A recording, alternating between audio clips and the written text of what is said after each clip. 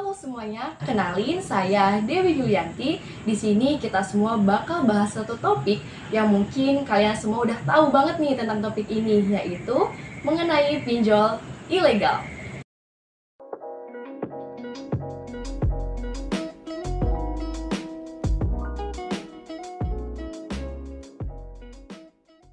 Kalian tahu nggak sih kasus pinjol apa aja yang udah terjadi di Indonesia? Contohnya kayak ini, dan juga ini. Dari kasus-kasus pinjol tadi menunjukkan bahwa masyarakat Indonesia masih banyak terlilit pinjol. Beragam alasannya, entah karena memang kebutuhan atau mungkin hanya untuk memenuhi keinginan saja.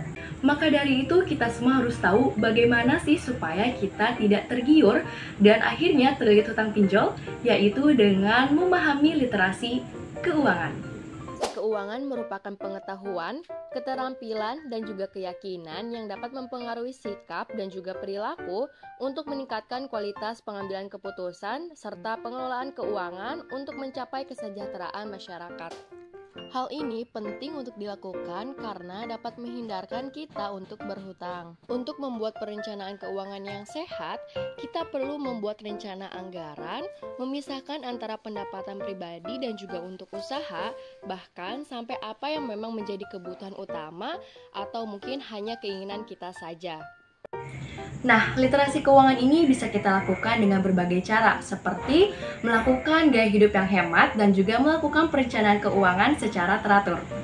Hal tersebut bisa kita lakukan dengan membuat buku catatan keuangan. Selanjutnya, selalu menyisihkan dana untuk kebutuhan darurat.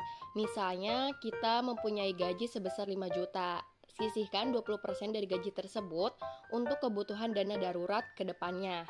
Nah, lakukan hal ini setiap bulannya supaya dana sisihan tersebut dapat terkumpul menjadi jumlah yang besar. Selanjutnya yaitu kita mengurangi gaya hidup window shopping. Karena gaya hidup window shopping ini dapat merangsang untuk berbelanja sesuatu yang sebenarnya tidak kita butuhkan.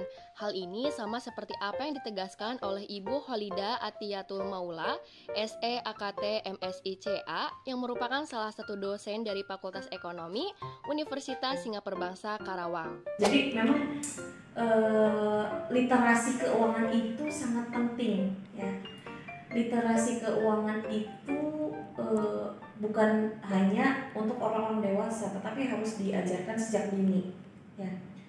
Bahkan untuk anak-anak sekolah gitu tuh harus udah bisa membedakan antara keinginan dan kebutuhan, ya.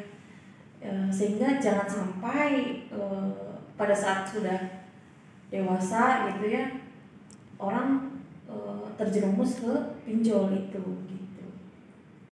Nah, seperti topik tadi yang udah kita bahas, yaitu mengenai pinjol ilegal. Semoga kita semua bisa lebih memahami lagi, terutama mengenai literasi keuangan, agar kita tidak terlilit hutang pinjol. Terima kasih, sampai jumpa.